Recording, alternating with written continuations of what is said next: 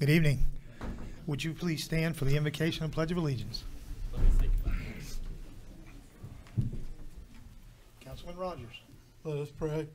Our God, our Father in heaven, we thank you for this day, for all the blessings you give to every one of us here today. We pray that you will be with us and guide us as we tonight go about the business of the city of trying to work on the budget of the next fiscal year. We continue to pray for those serving the armed forces abroad, serving in harm's way. Be with them, guard them, protect them. These things we pray in Christ's name, and amen. Amen. Councilman Leach, please. I pledge allegiance to the flag of the United States of America and to the republic for which it stands, one nation, under God, indivisible, with liberty and justice for all.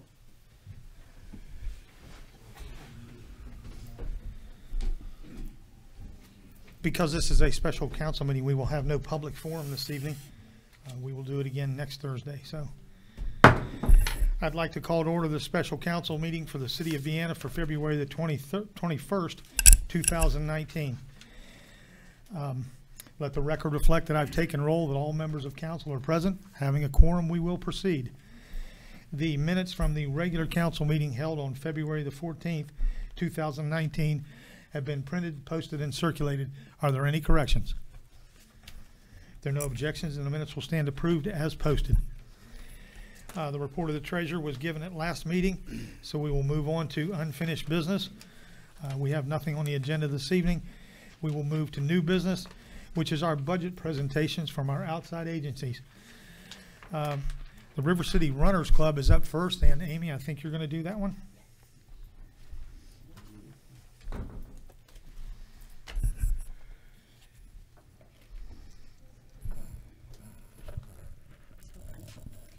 Lou Molinaro couldn't be here tonight because he had a medical situation.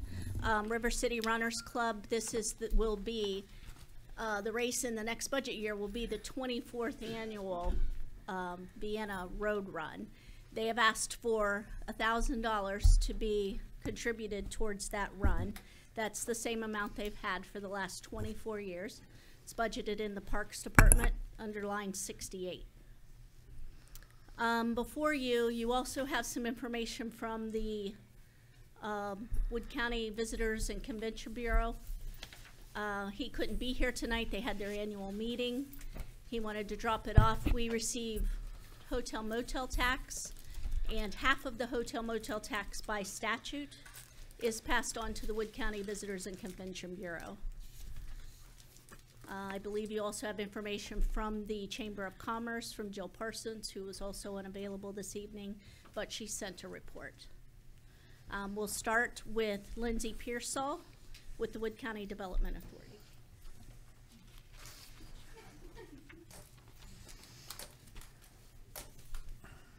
I'll start by advising everyone to not go skiing. And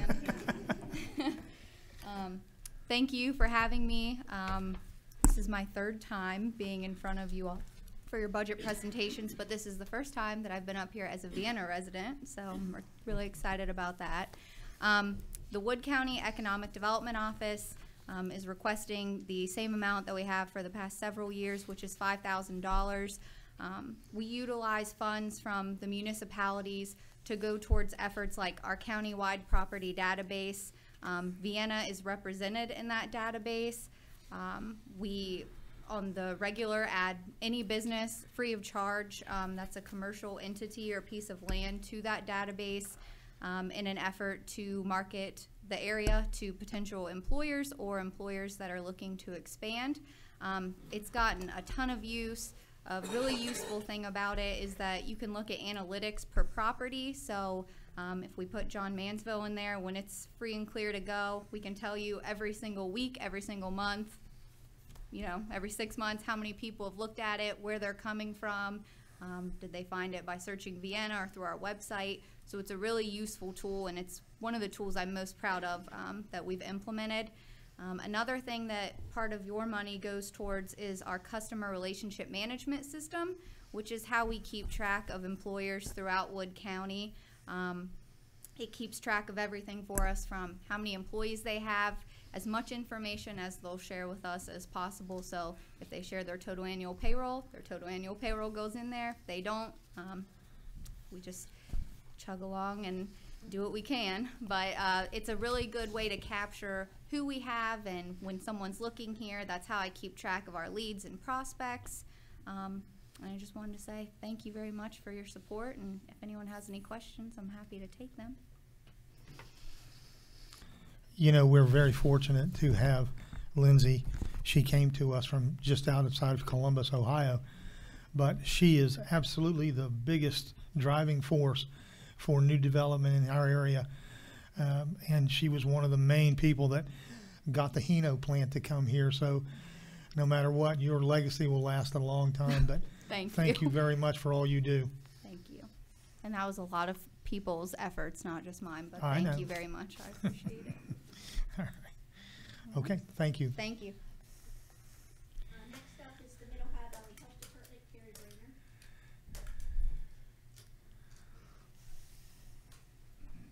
I'm not Carrie. Carrie wasn't able to make it this evening. She had some family health issues, so I will be taking her place.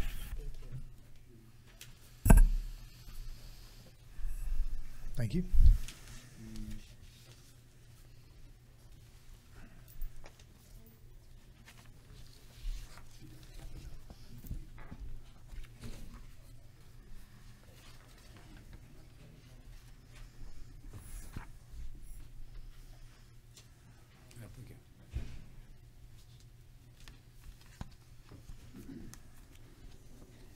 Okay. All right, again, thank you for your time. My name is Eric Walker. I'm the administrator for the Mid-Ohio Valley Health Department.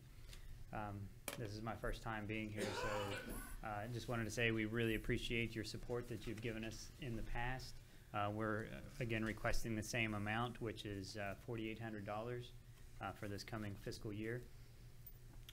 These monies go to help with the health department's community health promotion, environmental health protection, as well as communicable and reportable diseases.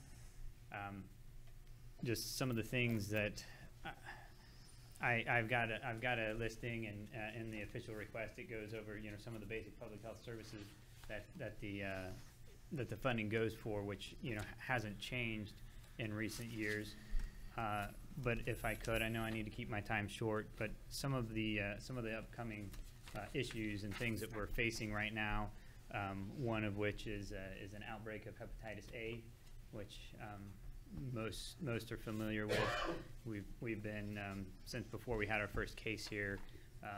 We've been trying our best to inform the public through public press releases, radio, television, things like that.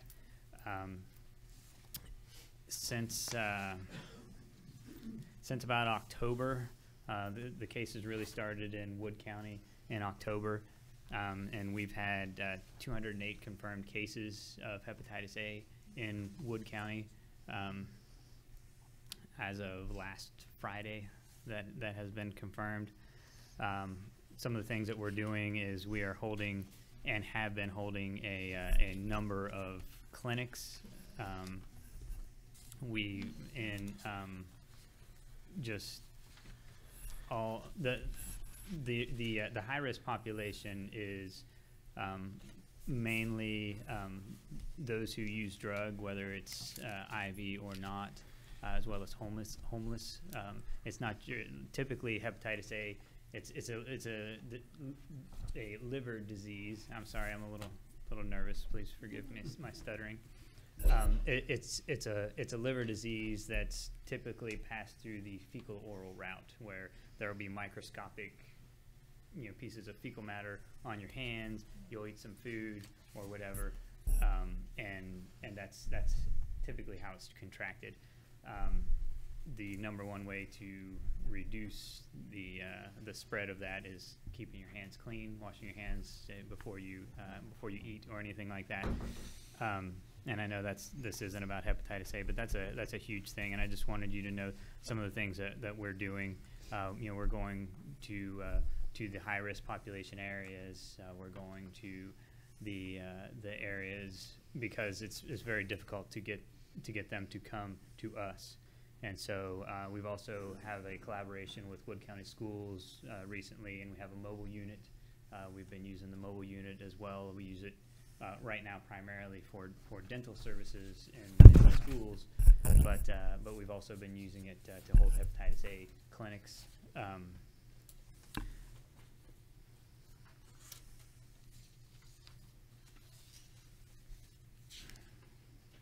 And another thing that Vienna does for us is helps us greatly. It makes something much more convenient for our clients. Is you allow us to use the Jackson Park area as a satellite office, and that's something that's really helpful to our women, infants, and children's program. We recently got a new clinical director in January, and she's a nurse practitioner. So, in addition to basic public health services, we're looking on, to receive additional funding for. It wouldn't be this funding because this is for basic public health services, but other funding sources to try to open things up and provide more services now that we have a full-time nurse practitioner. So. We're looking to do a number of expanded services, and like I said, we really appreciate the help that the city of Vienna has given to us, and we hope that you will continue to support us to help protect the public, prevent disease, and promote health. Are there any questions? Okay. Thank you Eric, very much thank for you. your time.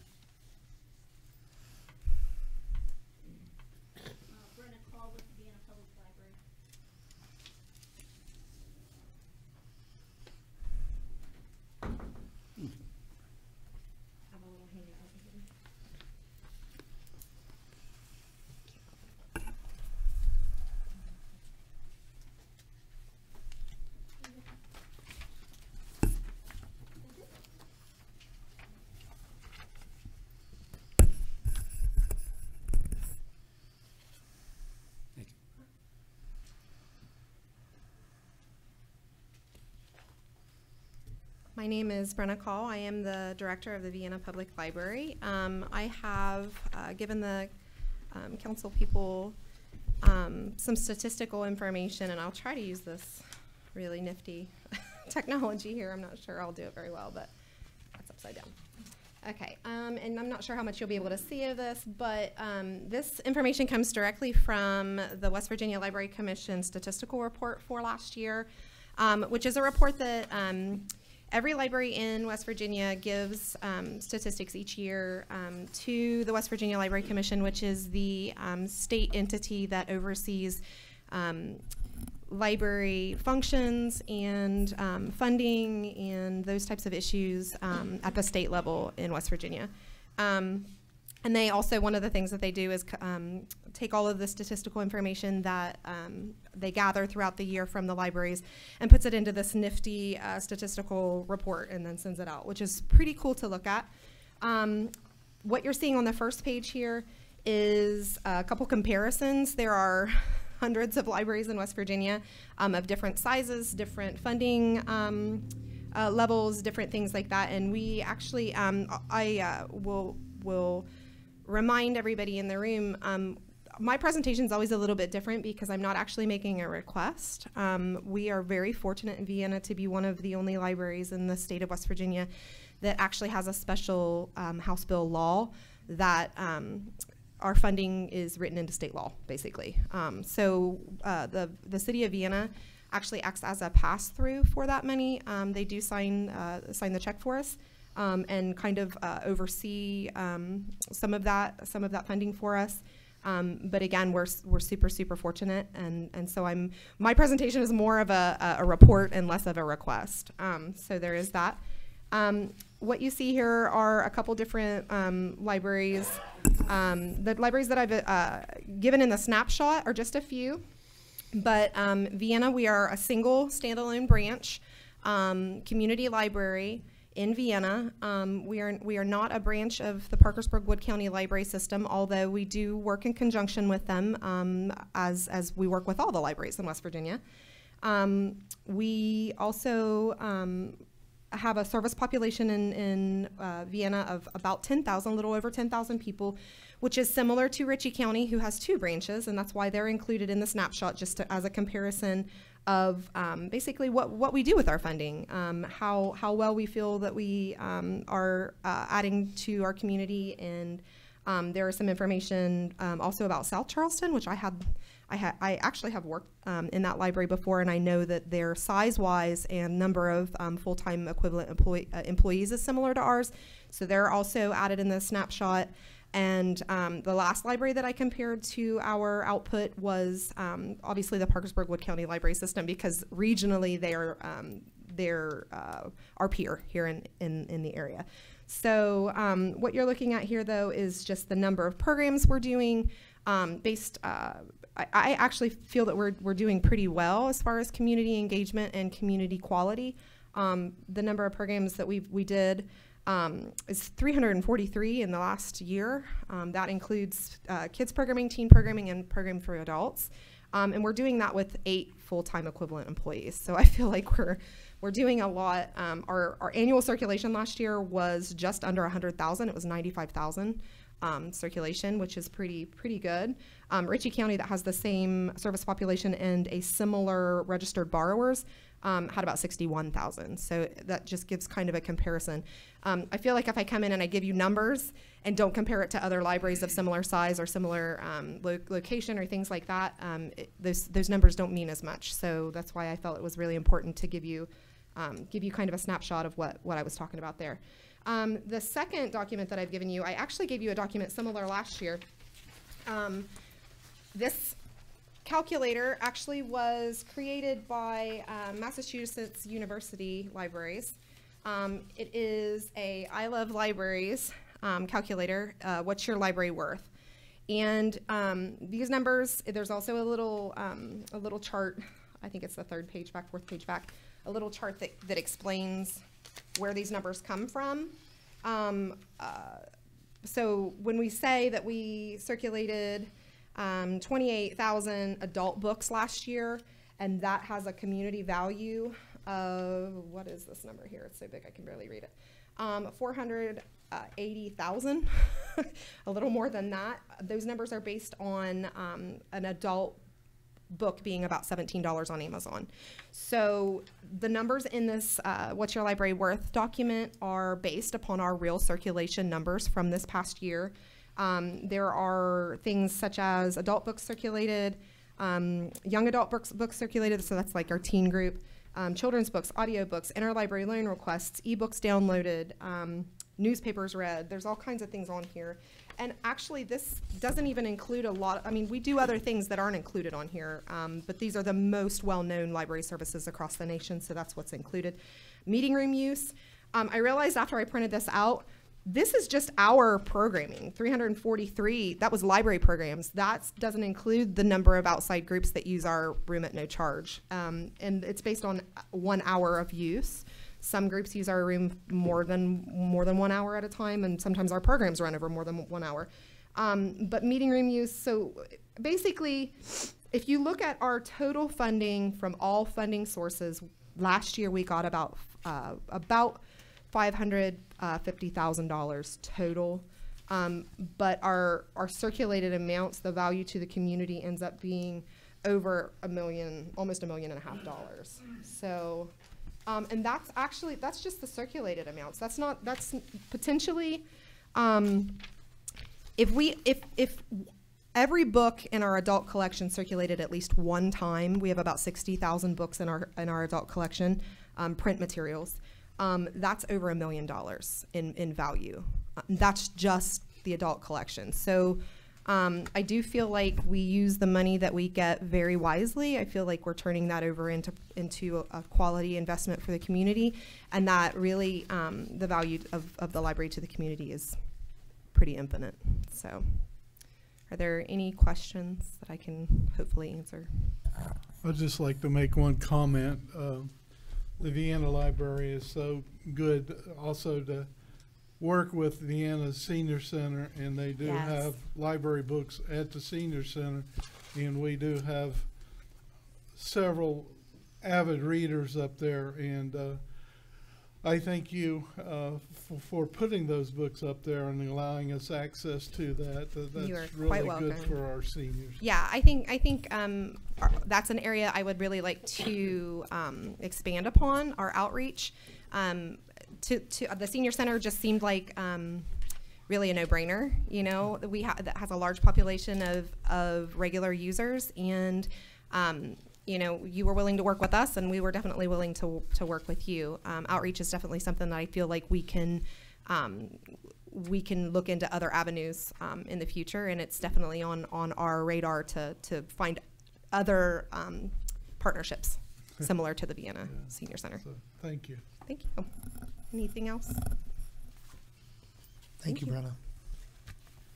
Next would be Emily Larkins and Cindy Buckingham, his first program at Family Crisis Intervention Center.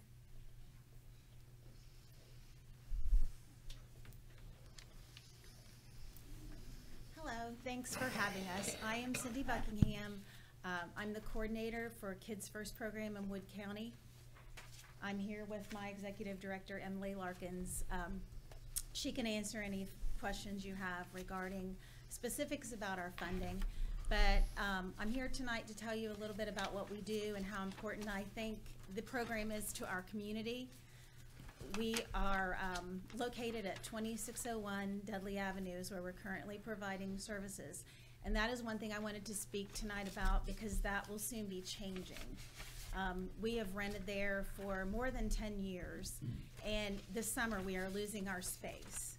I've tried to stay ahead of that the past couple years, knowing that someday we may lose that rental space. What we're finding is we're looking at properties that are renting for double and sometimes triple of what we are paying now. But we have that space until, we're hoping, early summer on a month-to-month lease. We are currently serving 36 families and 58 children. We provide monitored visitation and monitored exchanges through court order. We're a court-ordered program only, so families can only come to us if a judge has ordered them to use our services. Our children now range in age from 8 months to 16 years. So on Wednesdays, Fridays, and Sunday evenings when we're providing services, we have a safe, friendly, and neutral environment to make sure that our children are taken care of. We have a police officer there at all times when we're providing services for the families. The program, I feel, is very vital to the community. The best example I can give you that has happened recently, we started a new family in January for monitored visitation, ordered by the judge. Father and son had not seen each other for 7 years. The last time they had seen each other was at our program, and the child was 4. So after not seeing each other for 7 years, they returned to our program. What we do there is not for the weak at heart. So the first night of visitation for this family, the little boy was very anxious. He watched the door, continued to watch the door, had no idea what his father looked like. And finally, a very tall man walked in the door, and he looked up and said, "Are you my dad?" And his dad said, "Yes, I'm your dad." So after a 2-hour visit with our program, his dad left, and his mother came to pick him up. And when his mother walked in the door, he looked at her and he said, "Mom, my anxiety turned to excitement, and I got to see my dad." And that's the best example I can get. And those, I mean, I could stand up here all night and talk to you about the different things that happen in our program, but it's very vital for our community. We really appreciate the funding that you give us, what you've given us in the past, and hopefully we can continue to be funded in the future. Does anybody have any questions? Thank you. Thank you. I'm ready to go with the Humane Society in Buckingham.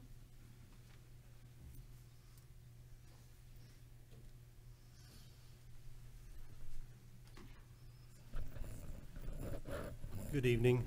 Thank you for having us.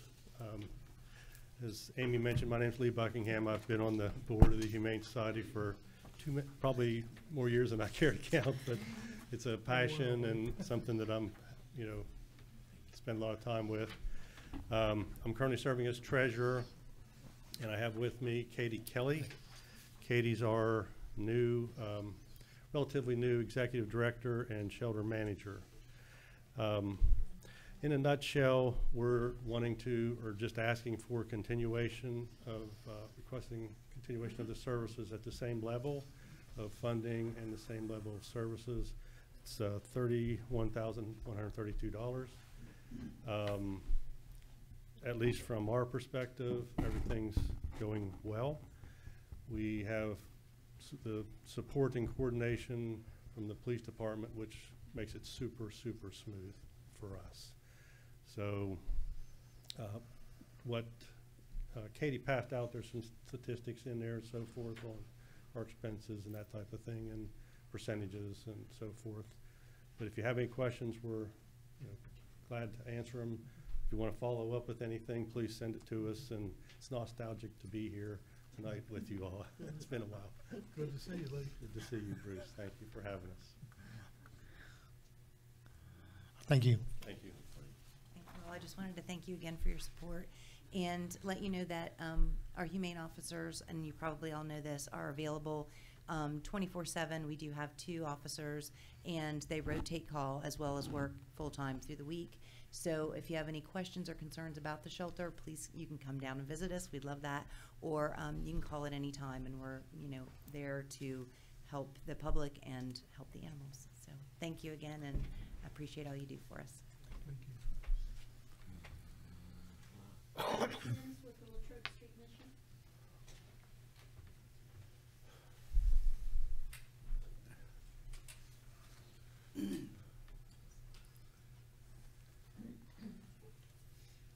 Well, good evening.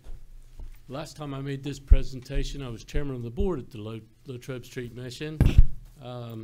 As of January, my title has changed to the Assistant Director of Operations now at the mission. So let's just say my time there has increased greatly. First of all, I want to thank you for the opportunity to come before you. Last year, the mission, we provided 19,396 beds and over 15,000 meals out of our kitchen. With last year's donation, we were able to purchase an item. It was called a tray litter, L-I-D-D-E-R. And what that does is that actually is a small tray. It looks like a TV dinner tray. It's plastic. And what we do is we put our leftovers in that tray. Then there's cellophane comes across it, and you close the lid, which seals that meal. Then we date it and freeze it, and we can it actually cuts down greatly on our waste. So, and then we share those with other entities. A donation to our feeding program would help us to continue to grow and expand our ability to feed the less fortunate in our area. Just to kind of let you know what's happening with the mission, we have just opened up a women and children's dormitory, which is new. A lot of our families we had to use or put them on a cot in our commons area, which is like our cafeteria. But now they have a dormitory. It's only been, this is the 3rd night of operation for it. So we're, our averages last year, our census average was 53 people a night. And we're on course to probably, that number's probably going to increase this year with the numbers that we're getting right now. To update you, construction has begun on a 35 semi-private rooms of guaranteed sober living in the 2nd floor of the mission. After detox and treatment, it'll be a men's facility. They can come to this facility for long-term recovery, slowly learning how to re-enter society in a different yet effective way with no time limit to their stay. We plan to complete construction by midsummer. They're just, I was just trying to think. We've put new beds in our dorms. We still have some more beds to do. We're putting new lockers in our dorms so that folks can keep their stuff more secure. Just a lot of great things are happening. We'd love to have you come pay us a visit. Matter of fact, the March 5th, we are actually hosting a Hep A vaccination day, along with we're doing a workforce job fair. We do have a program now with Simonton Windows, where Simonton Windows actually comes to the mission and picks up folks and takes them to work. They provide transportation for them. It's actually through the bus system, and we have a company called REO Logistics, which is out at the airport. They're doing now the same thing. So we're the folks at the mission are actually getting employment now, and the companies that are coming on board and partnering with us are providing them more work and transportation. So it's a lot of great things are happening. We'd love to have you come visit us anytime that Mayor, Council, you're welcome. Do you have any questions? I did pass out that information before I started. Jim, I'd like to give an advertisement. The Vienna Senior Center has been collecting paper goods for the Trove Street Mission. Paper plates, cups, toilet paper, any type of things like that, paper towels, and we are still collecting them. And the last time we took stuff down there, their shelves are a little on the bare side.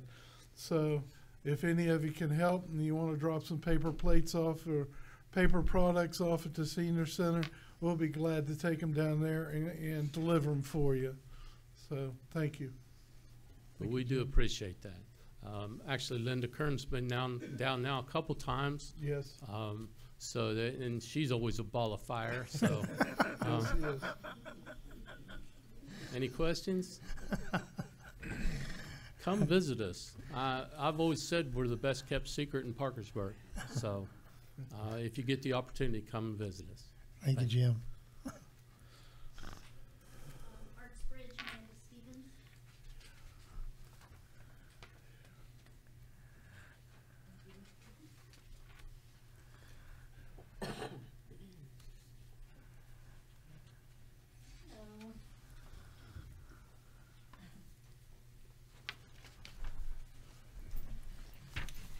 I want to thank you for your past support, and thank you, Amy, for helping pass stuff out for me.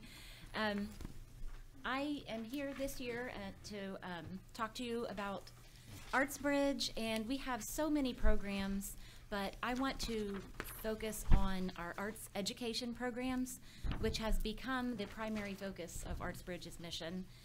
We had a strategic vision workshop with our board a few months ago, and we came up with a new mission statement and a new vision statement, and Artsbridge is 95% arts education now. We do not re-grant at all, and of course we did that last year, but I wanted you to know that all of the funds we receive go directly into our programs. And when I came last year, I was still the office manager, and now I'm the executive director, so I'm getting a whole new side of things, and it's really exciting, and I want to share with you some of what we're doing there. The programs that we have right now that involve arts education are our catalog of artists. And what this is each school, which 41 elementary school, 41 elementary schools are involved in this program. They receive one of our catalogs, and the catalogs, literally, it's just they can shop through it. The teachers can, and they can select an artist to come to their school. They can either do the whole school or just a classroom. Say, for example, they're studying history. We have a lady that does living history, Betsy Ross. They can have her come and talk to those kids. So the catalog artists, we add new artists every year. We now have a Lawrence Green who does African drumming and heritage, and we have now we're adding more visual artists. So we're trying to get more visual artists on board with it.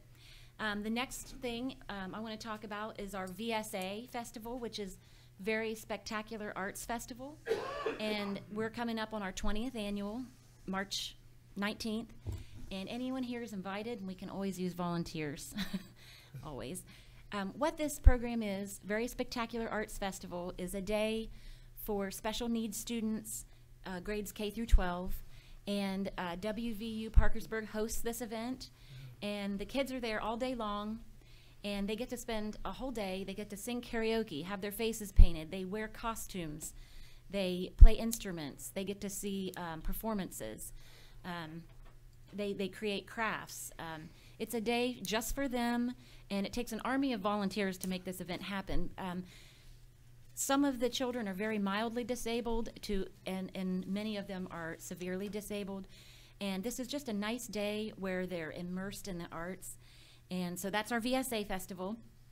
Another event that we have, this is our middle school student target. It's called Arts Encounters.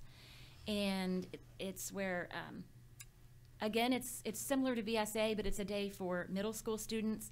And they come down to Market Street and visit us.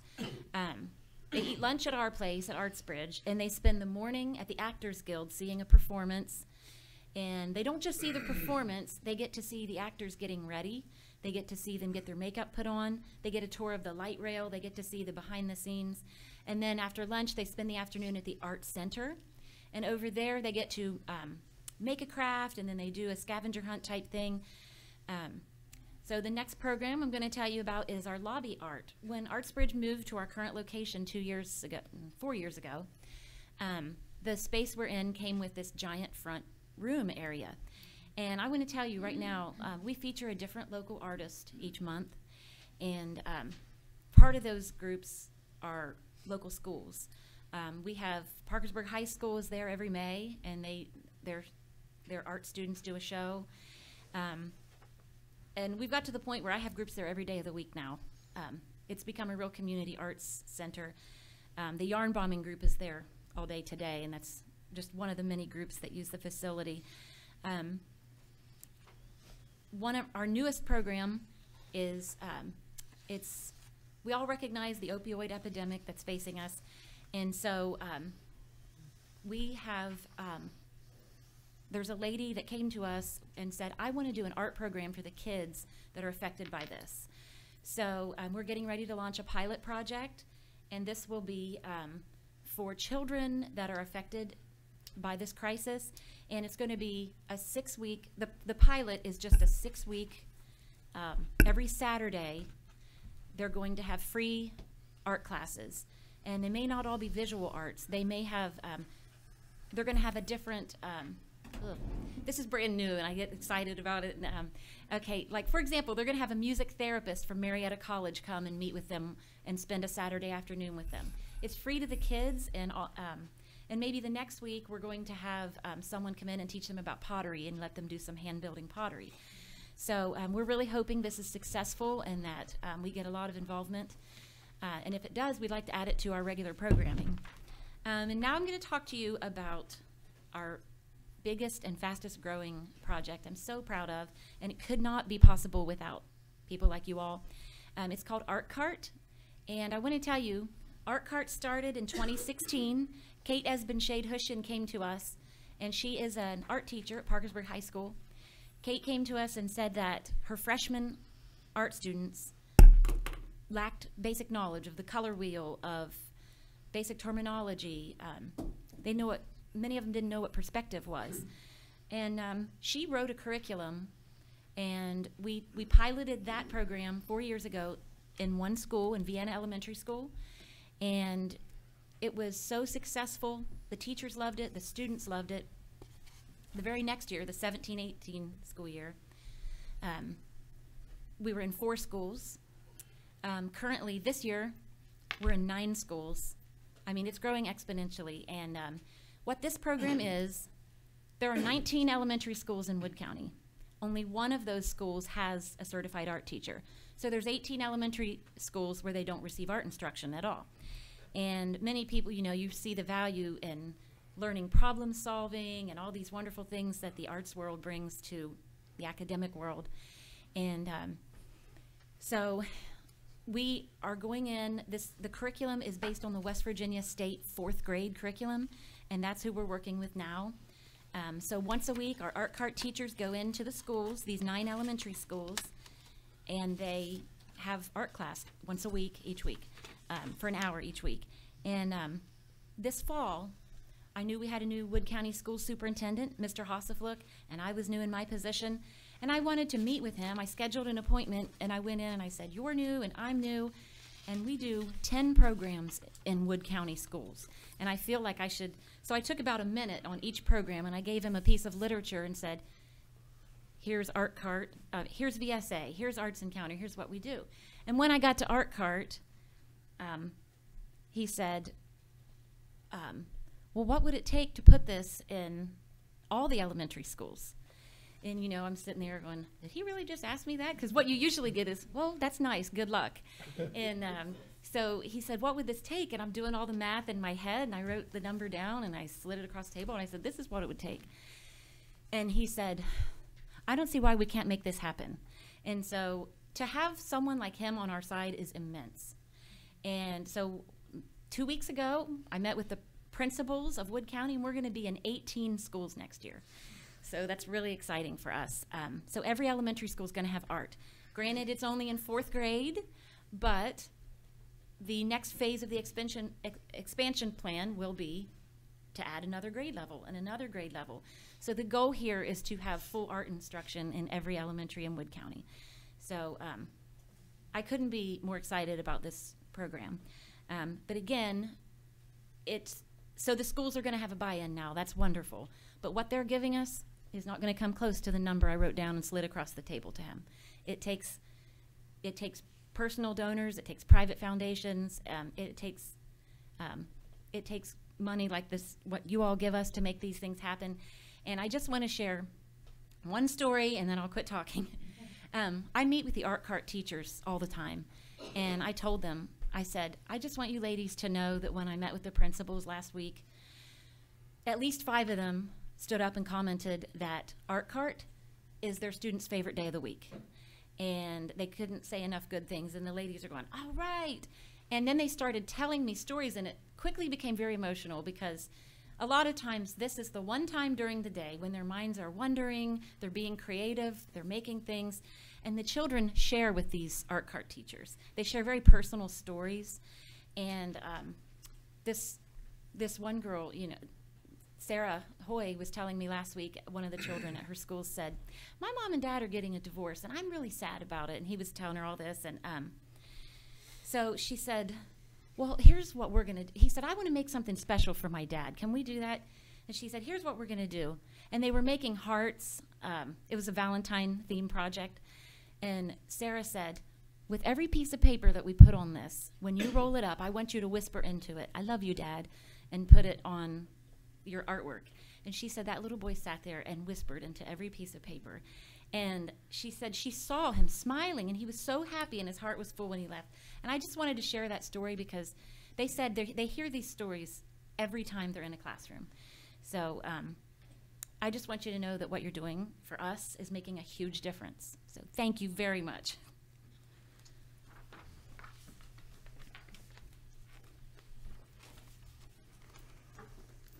Next is the Middle Ohio Valley Fellowship Home for Two Students. Hi there, my name is Patrice, and I'm the Executive Director of the Fellowship Home. We are sober living. We are a 6-month program for men, women, women with children, men with children. We're the only one in the state that serves men with children, so we're pretty unique in that way. Brenda Myers is my women's manager. We have 2 separate programs, men's programming and women's programming, and Brenda helps with the women's program, women and children. So we've been around since 1971. We bring people that are struggling with dealing with life on life's term sober, and keep them in our facility for approximately 6 months, sometimes a little bit longer if needed. And there they have a chance to learn and utilize relapse prevention skills. Our mission is to return people, sober return into community, work, and family. And we've had incredible family reunification processes. We have had miracles. We joke and say that miracles happen on George Street because we have families that bring their loved ones in that are just totally, completely distraught and just don't know what to do. And then several months later, they're out playing basketball together. And it's those kind of things that happen where people really get a chance to deal with life on life's terms sober and figure out who they were before they started using. Many of these people have used for lots of different years. I've been the director for 15 years, and one of the things that I've seen that's happened is that, one, we're getting a younger population of people that are having really intense near-death situations because of the opioid problem. We have clients that have almost died like 2 or 3 times that have come to our facility. So there's a lot of healing that happens within the family, within the individual, and actually we have a Pay It Forward program where we help community members wherever we can. So we're that folk when you have a grand piano on the 3rd floor and the elevator's broken and you have to move it to the other side of town on the 2nd floor and the elevator's broken, we're your guys. I think we've probably helped move just about everybody in the community. And that's something that they like to do. They like to pay it forward because they're keenly aware that our community has saved their life. So this is our second asking for help. You guys helped us last year. We're asking again for $3,500, and that money goes into programming, supplies, clients' needs. There's a lot of monies that goes into the program that we offer, also just return to work clothing and birth certificates and IDs, and very often similar to when a kid goes to college and they have the freshman 15 pounds. Lots of times they come with hardly anything, but then just in recovery they gain weight and they're needing more different clothing and stuff. So drug testing happens weekly, and that's also very costly, and that's basically what the monies will go towards. We serve 36 people at full capacity, so over 70 people plus kids, and we probably have about 25 kids total that we're serving. And then just the ripple effect of just the families, the moms and the dads and the sisters and brothers, and just real healing happens. It's really a very sacred journey that our clients are on, that Brenda and I and the other staff get a chance to be a part of. And I'd introduce my husband, Matt. He's our volunteer IT guy, and just, whatever Patrice and Brenda need help with guy. So anyway, it's a family situation. So, and we are like a family there. And it's pretty cool. It's such a joy to be able to see people come in so broken and then just see that spark come back into their eyes and them to really become the people that they were put on the planet to be. It's just a real honor and privilege to be part of that process. So that's my story, and I'm sticking to it. So, do you guys have any questions? Well, thank you for being part of our miracles. Thank you. Next would be Wood County Senior Citizens, Richard Hager.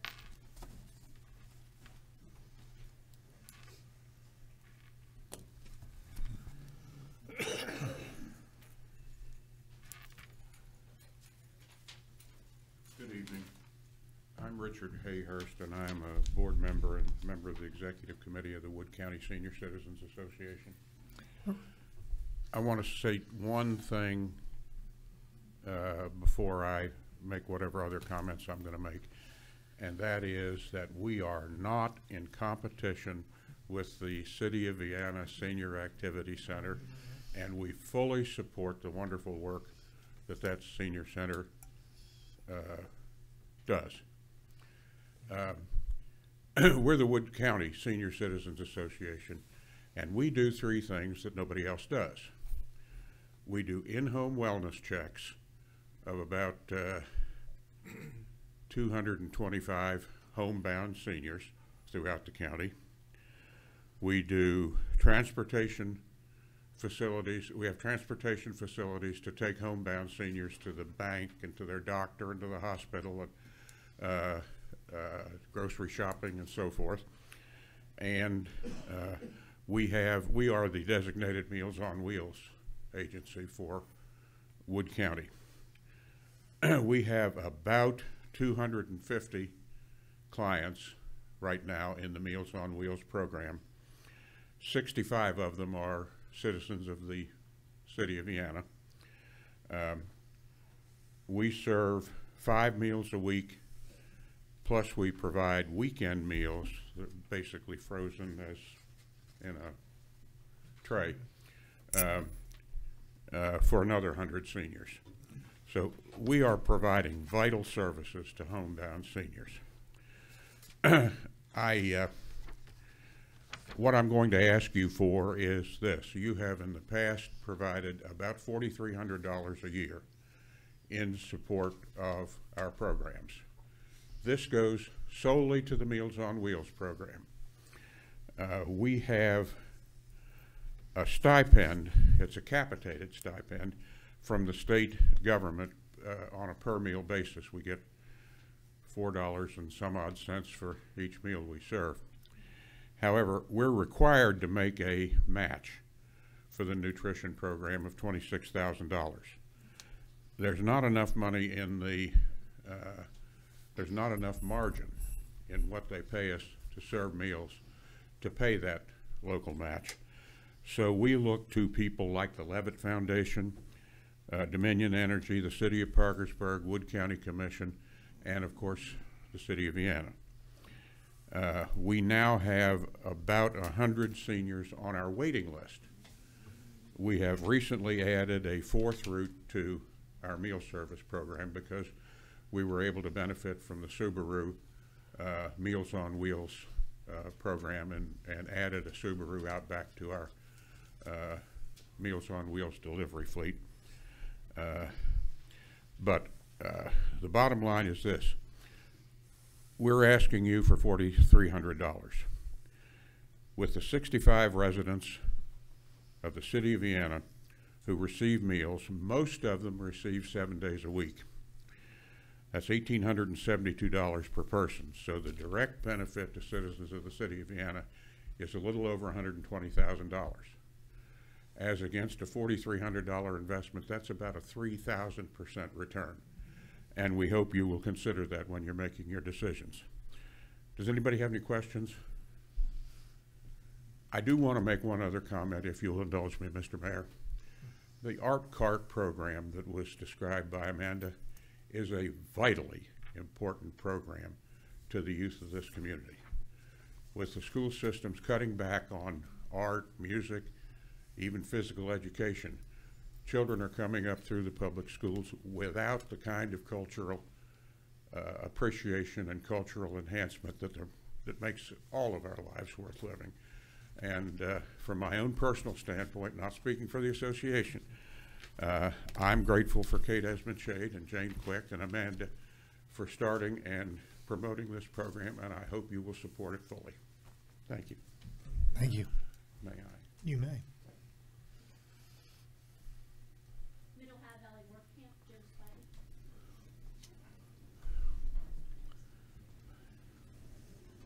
Spivey. Good evening. I'm Joe Spivey. I'm one of the board members for Ohio Valley Work Camp. Ohio Valley Work Camp was begun in 1999. It's been going on now for 20 years. This will be the 21st year. And what we do is we paint houses for the elderly and underprivileged. If you want to get a chance to view before and after pictures, you can actually go to movworkcamp.org, and there will be a video of last year's. Thank you. See, you're much better at this than I am. Dave gave these to me, and if you look in the pictures, there's this home up here. You have a before and after. This down here, 2-story house, before and after. A lot of these homes are occupied by seniors. A two-story house, you don't want to get seniors up on a ladder to try to paint their house even after it deteriorates. So these kids come in and, I mean, they make a big difference. Before here, before here, after, and there was one before and there was one after. So they do a fantastic job, and I didn't want to take over, but they gave me this, and I wanted to make sure everyone saw some of the things that happened. I know of a lot of homes right here on 29th Street that they did and fixed up for us here in the city. So anyway, Thank I'll you. let you go ahead. I figure your voice has more weight than mine anyway, so that works out quite well. Last year, you provided us with $3,000, and we were very appreciative of that. We were able to paint 3 houses. We usually can paint about 1 house for $1,000. That's provided by you. Normally, we have campers come in. They are teens and adults. The teens pay for the privilege of coming in and painting houses for a week. We'll have anywhere from 300 to 500 folks come in. Some are from Vienna, Wood County, Washington County, surrounding states. They've come from as far away as Florida and Nebraska, and we very much appreciate the work that they have done and the support that you have provided for that. Over the 20 years, we have painted 625 homes. 93 of those, I would say 15%, but I don't know if there's an accountant. If so, it's 14.88% of those homes have been in the city of Vienna. We very much appreciate your support. We think that it's not only good for those who are having their houses painted, this is a great thing for the teens who are learning not only to look after themselves, but to look after others. And we hope that that becomes a way of life, that they will put faith into action by actually helping other people. If that's a habit they make for life, that would probably be a good one. Again, thank you very much for your support. We hope that we'll have it in the future. Thank you. Thank you, Joe. Okay, so that concludes our outside agencies. We're going to take a break. We're going to start at 8 o'clock. You have 3 minutes to stand up. Oh, yeah.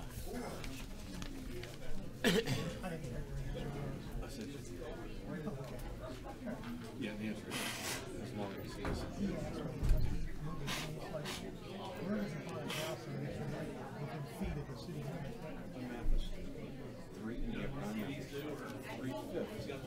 Yeah, I didn't see that. That was neat to see. I didn't see that. That's the graphic. That's wonderful. Yeah, that's just 5 have to be 6. One of those 5. When I go in and count, I told him when I started, so read help them with this. I said, if I want to go in and talk to them, I want something to show you. Show them like their budget. That works. The numbers we tally. Yeah, that I didn't see. That's a good. Pretty good. Right there, she has an hour to get it. I mean, most generally, people we help really needed. Sometimes it's like one. Not very often. It sounds like you did. Sometimes the house is right back here, the big green one. Yeah. Yeah. And he built, and the insurance guy, and he built which he didn't tell us. It was really bad shape. We did it, and then he built a Some of them big are barn, really big outstanding. But You don't always know. no, you don't. You don't always know. But I know the guy that was the mayor before. He still tells me about that. How much he hates that. This guy. She did. I have him whenever. Every time I see him out with his car, he got the Yeah, insurance. me too. I'm like, Me too. Hey, you know, would you like to insurance agent? I do get pictures when I go around. Where do you live at? Yeah, my son is 10. My son's 30 years old. Yeah, How do you get over it? anytime right now. Good. How you doing? Thank you for He told me it working was with great. me. I think you were telling me. Yeah,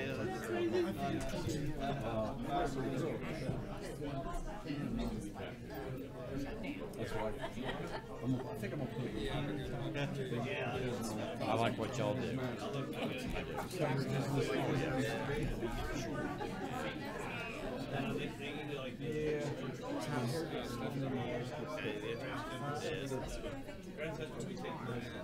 Yeah.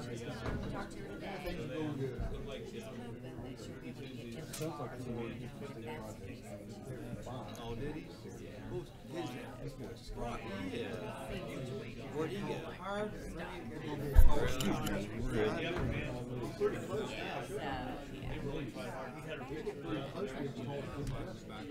Hey, Lucas was like that. I couldn't do that. I couldn't work in food service. Couldn't do it. I just could not do it. Yeah, Springs County. You did good on the presentation. Bruce kicked in, everything else looked good. Yeah, back in the day. Yeah, I had some. Yeah. I had some issues. Yeah. You don't do that anymore.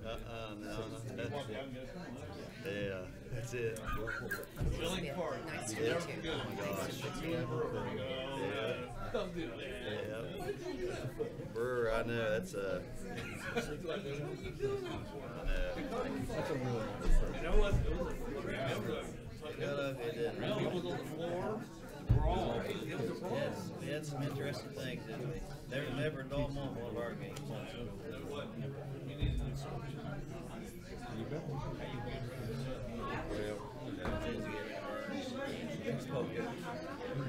Yeah, that's it. Just all around.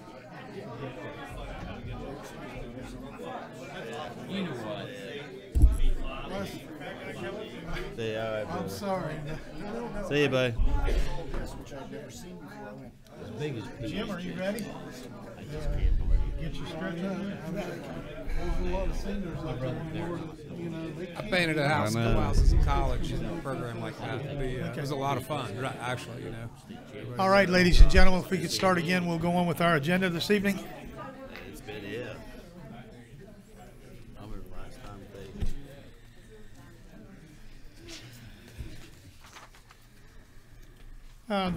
Second item on our agenda this evening is a continuation of the employee insurance discussion. Randy, before we do this, can I, as a councilman, can I call for an executive session to discuss employee matter? He can ask for that, yes. Are you making a motion for? Yes, I make a motion to discuss employee matter. I'll second it. It's been moved and seconded that we have an executive session to discuss a employee matter. Is there any discussion? All right, all those in favor of an executive session, please signify by saying aye. Aye. All opposed? Let the record reflect we went into executive session at 8:03.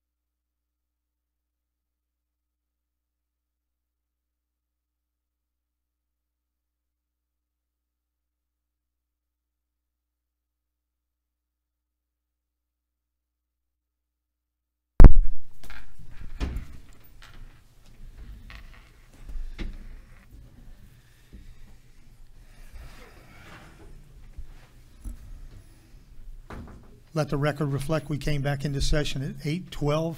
No decisions were made. It was discussion only. All right, we're still on the employee insurance discussion.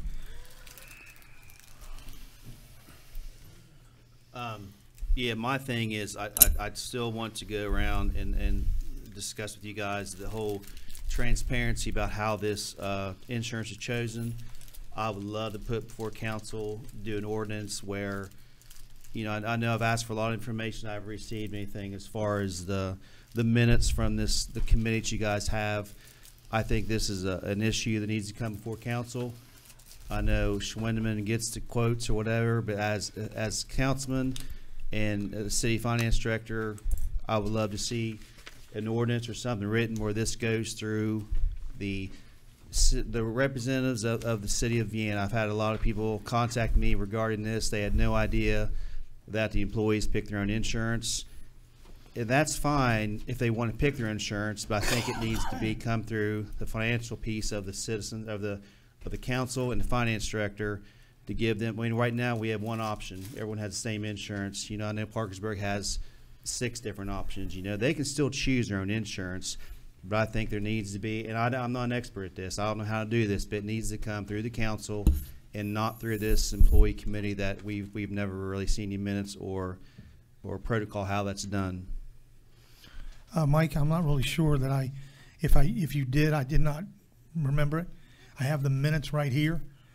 I brought them because a question was brought up last meeting that the minutes don't exist or whatever. The person that did the FOIA that asked for this, it was in the FOIA that was given out. It was signed for, so there's no question that was given. Right here are the minutes.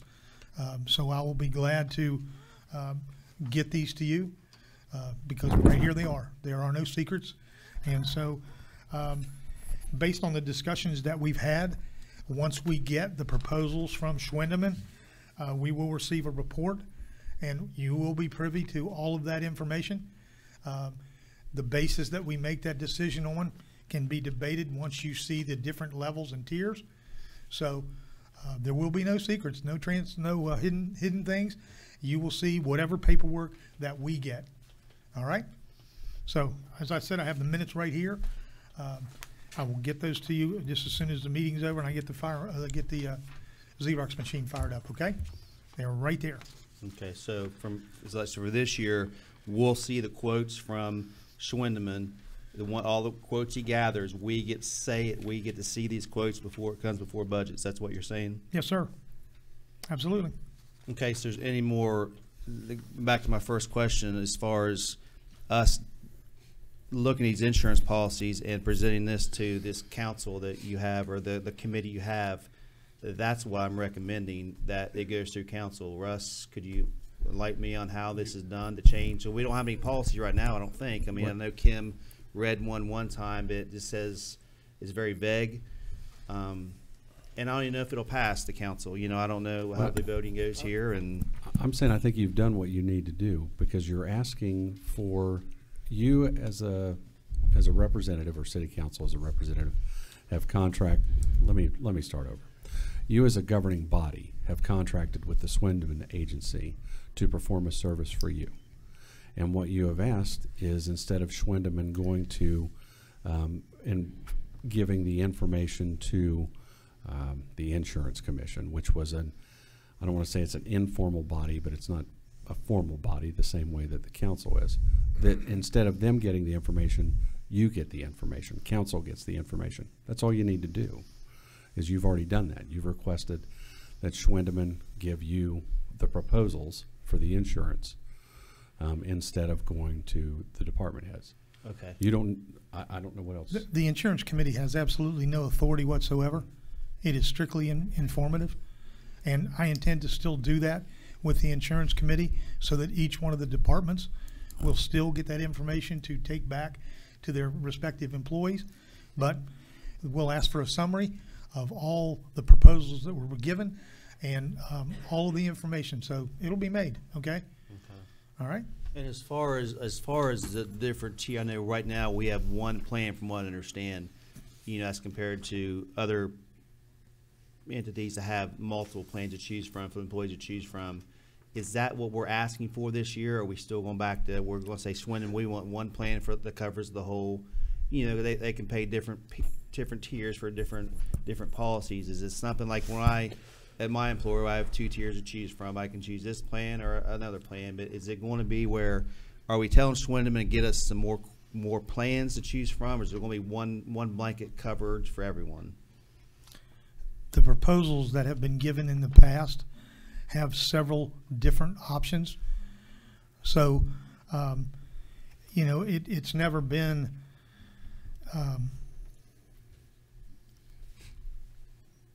a different plan for different levels of employees. In the past, when we have selected an insurance plan, that plan applied to all employees. Okay? So I'm not sure if you're referring to like a high deductible plan or a normal deductible, or how do you want to see it split out, Mike? Well, I don't know. I mean, you can make a plan any way you want to, obviously. I mean, you can pick and choose what you want in a plan. But my thing is, you know, if they have options, you know, maybe we can have not the one we have this year. Maybe it's a cheaper company that comes in, and you know, maybe they can keep paying what they're paying now. You know, but my thing is, you know, for 19 years, obviously, there's been no, you know, our insurance cost keeps going up. You know, and I keep reiterating myself as far as how much we pay, how much the city employees pay, and that's my whole thing. Or we're making plans to maybe shop around and find a cheaper rate for these employees so they can keep staying what they're doing, paying what they're doing, or is it going to raise, or what are we going to do? I mean, Mike, we've done exactly the same procedure every year. It varies between the number of insurance companies that are interested in our employee base, but every year it is shopped to as many insurance companies as the market has. It's not like we take the one that's just the first one through the door, but you'll see every one of these proposals. And, you know, I don't know how else to explain it to you so you understand. It's the same thing. We've done this the same way for a number of years, but there are so many proposals that are considered that it's not just one plan that comes through the door. Okay? So you'll see the summary, you'll see the different levels. Okay, and you know, we'll discuss it when you see the levels and see what questions you have then. How about that? No, that sounds good, dude. All right. Anyone else? Yes, sir. This I have here in my hands the summary of benefits for coverage period 7/1/2018 to 6/30/2019. And I think if I understood you correctly, Mayor, this same exact document is what will be our starting base point to go back to Swindon for this coming fiscal year's quote. Is that correct? Roger, I'm sorry, I have no idea what you have in your hands, so I can't. I'm going to mention the same thing with, you know, if you bring things that you're relying on and you don't distribute those in advance for us to take a look at them, perhaps at least bring copies so we can have some idea what you're referring to, because it's kind of puts a disadvantage. I don't even know what you're looking at. Yeah, and I don't either. If you want to leave that with me, then I'll have Stephanie, or I'll send it back and see if that is the current one. This came from Swindon Agency today. This is our current summary. It's no big deal. It's what we now have. My question is, are we going back to them with that same request this year? I mean, it's the policy that we have in force which now. Is this? Well, I'm not sure because I've never seen that, but the policy that we have in force now is the baseline where we start out with. Okay, and that was my question, okay? But I can't agree. I mean, I don't know what you have there, so. Okay, I'll rephrase that. Whatever the current year's summary policy is what we're going at with the baseline, notwithstanding whatever I have in my hand. The policy that we have now is where the comparisons starting start. point. Yes, sir. Okay. Now, the other question, and I understand that you don't have what's in my hand. I'll be more than happy to let you all make copies because, like I said, this came from the Swindon agencies today. Now, this summary that we have effective today is not the same summary that we have had in years past. There is differences in the summaries. How did the differences take place over the years historically? Who made the decision to change the scope of the policy? There again, I'm sorry, Roger, without having the documentation to be reviewed, I have no idea what you're asking. So if you want to give that to me, then I'll have it compared. Forget about anything I have in my hand. My question is, the policy that we have today is not the same as it was X years ago. Who made the change? Well, it depends. If the government changed the rules on things that we have to cover, like when Obamacare went No, in, that's not what it is. Just regular and general changes. you asked me for my answer, I'm going to give it to you. There are some things that are mandated by the government which we have to change, all right? Those are things we have no control over. There have been enhancements made over the years depending on the dental plan, the vision plan. Those kind of items there have not always been in effect, but they have been added over the years. So the improvements or changes in that insurance plan have fluctuated, okay? So any improvements made to the plan over the years, and I'm putting words in your mouth because I'm trying to figure out how to get this out. Who made the changes? How did that transpire? And I'm asking that for this specific reason. If changes need to be made in the future, I assume it's going to be based on that same criteria. I'm trying to figure out how we got from A to Z.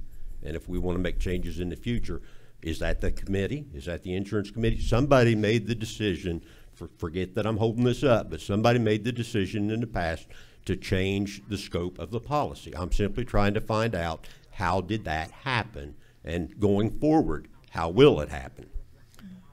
Based on the Schwendemann's agency's recommendation, we have looked at the enhancements or the changes over the years and taken their recommendation as far as what is a different option. There again, council makes the final decision. The insurance committee has no authority, so it doesn't matter how many people look at it or whatever. It will be council's will of what policy at what level that we enter into for the next fiscal year, or the next year beginning July 1. We've never had that opportunity in the past since I've been involved. The only thing we ever see is there's a number in a budget, and that's what we vote on. That's all I've ever seen. Well, you'll see it this year, trust me. Okay? I would hope so. I will have copies, and I will request that this be on the next agenda as well. I will make sure that everybody has a copy of everything that I have well in advance, because there's definitely, certainly more questions that I have, and I don't want anybody to feel like they're at a disadvantage. So I'll say I'm done for now, to be continued. Anyone else? Bruce, you had your hand up, I'm sorry. Did you want something? No, well, Would you use your microphone, please? basically, Bruce? Microphone. say what? You need to talk to your mic. Okay, sorry. As a teacher, I usually reach way back in the back anyway with my teacher voice, but anyway. When we, Swindleman is basically sending out a bid to these insurance companies, and they're gonna reply back to him as to what coverages that they were. When we put out bids for the city, it always comes back, goes into Budget and Finance Committee, and then they send a recommendation to us as council. What Mike is saying is, in the past, we have not seen these medical things come into us, and the only time we understand or get this is when it's put into the budget. I don't know time-wise as to, I mean, the budget process goes by real fast. I mean that way, and I don't know how soon Swindleman will be getting back his information or not, but I mean, I think it needs to go through the same process, and that we see as far as bids coming back as to what plans are available and what costs are here. And I know some of the changes, as Mr. Conley was asking, they have been made because there's some things that came back as far as the insurance has come that it's been really high as far as prices come back as far as the cost of insurance, and we've had to change some of that, like deductibles and things like that, because of the high cost, and have reduced or changed the policy sometimes to reflect or bring back. I think when Mr. Swindleman was here, he has said that this is what the cost came back, and he has gone to the companies and said, if we do this or whatever, it's going to, you know, what are the costs really that we can really save? And he's like, I don't know, over what he said that he's been with us, that he saved over $900-some thousand for the city or for our citizens, as far as his work that he's done for the city. And I think we need, like you said, a little more transparency.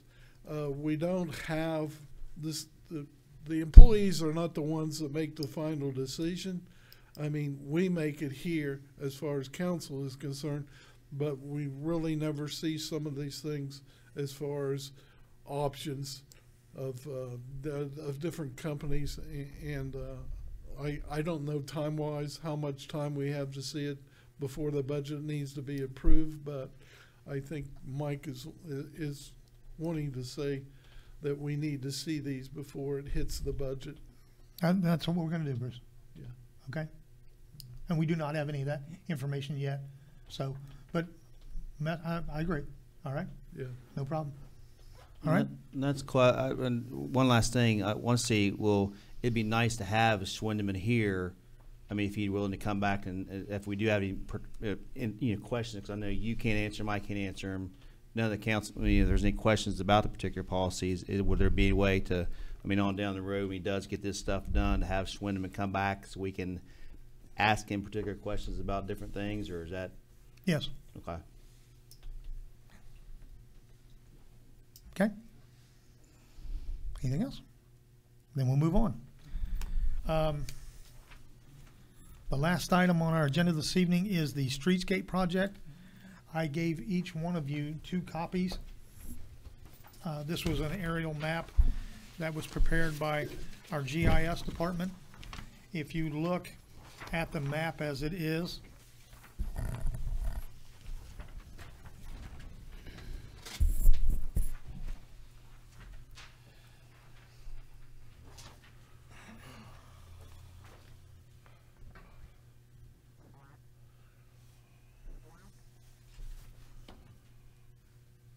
Neal School, CVS, Rite Aid. And this is Grand Central Avenue going up, clear up to the top where you see 34th Street. Okay?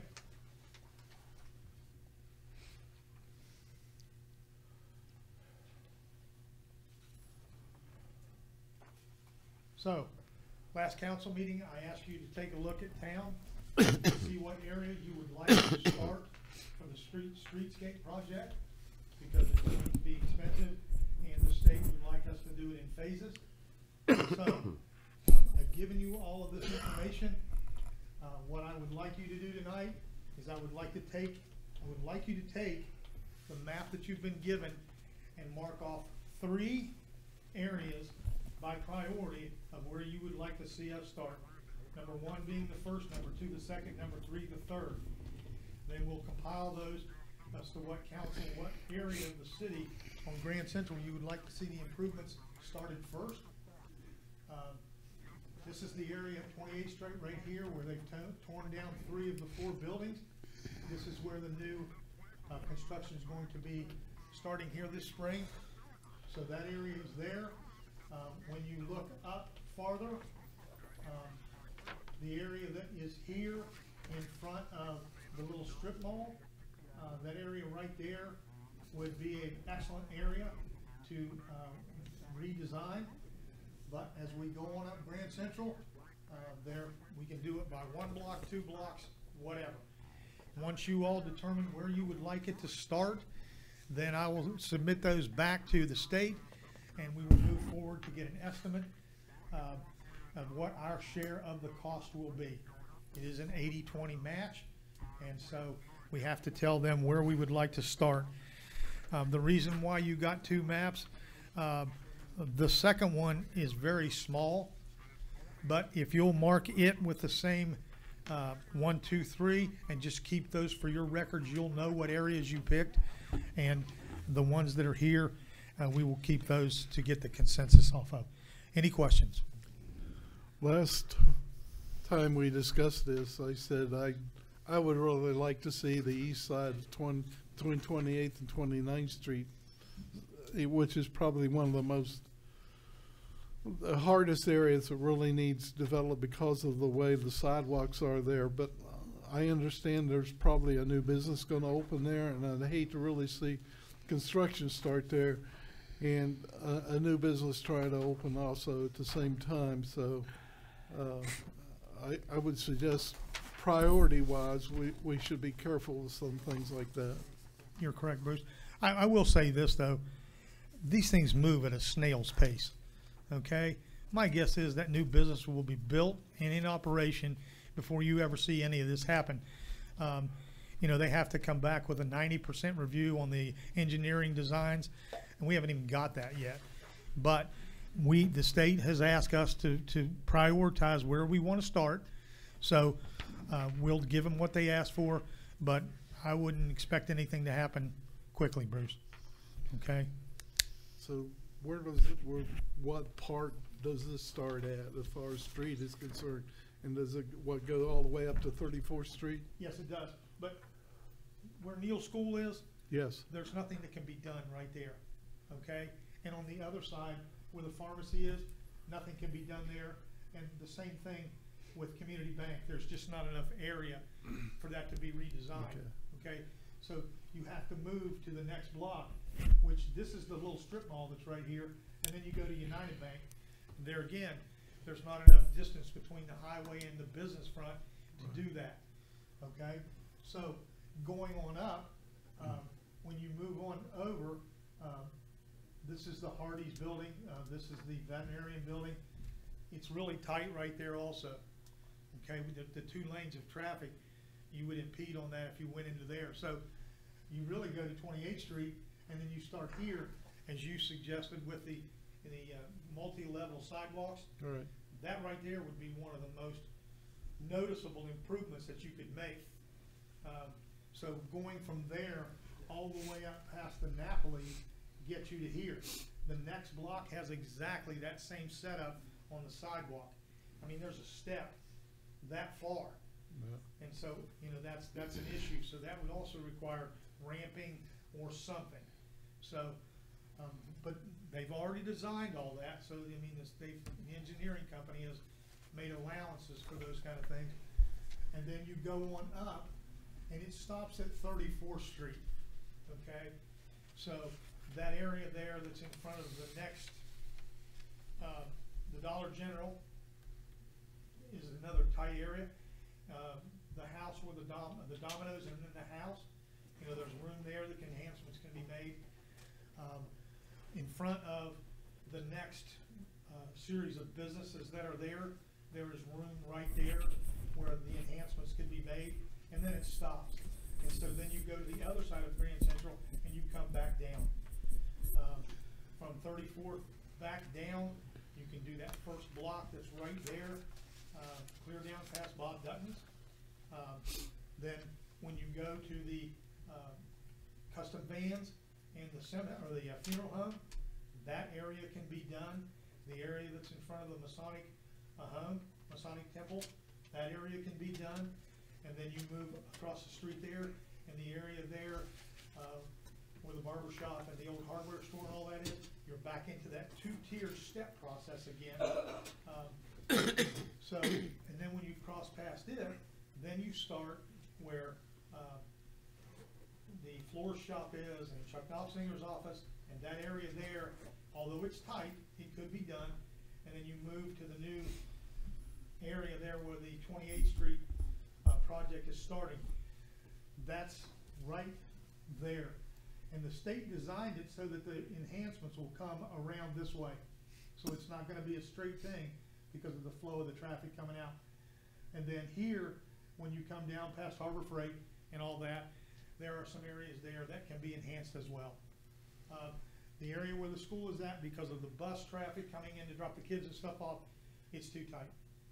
So there are the options that they've given us as far as the different blocks and what have you. So that's, you know, I just need you to pick where you'd like to start. The starting point, wherever that ends up being, are we talking about both sides of the street as part of the project, or one side of the street and then the other side? It can be either way. So that's kind of our choice, is whether that's phase 1 and phase 2 could be one side and the other side? Yes, sir. Okay. Yep. Okay, so I've given you the maps. If you'll take the time, and if you need to think about it a little more, just please get them back to me as quickly as you can, so that I can do that with the state police.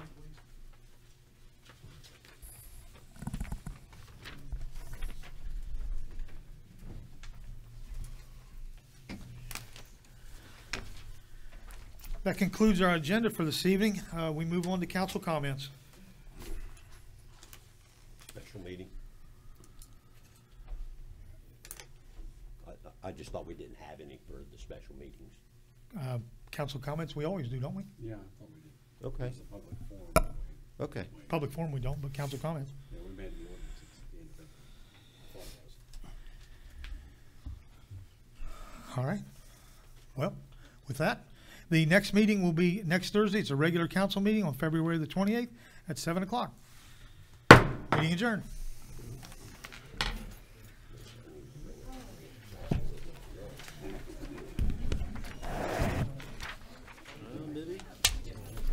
Next Thursday, I'm gonna go there at 6:30 to wait on you. I know you're coming. I'll wait there and make sure you get there. Make sure you got money. I've done that. I went to Food Land here. Hey, Mike, thank you for the help down there.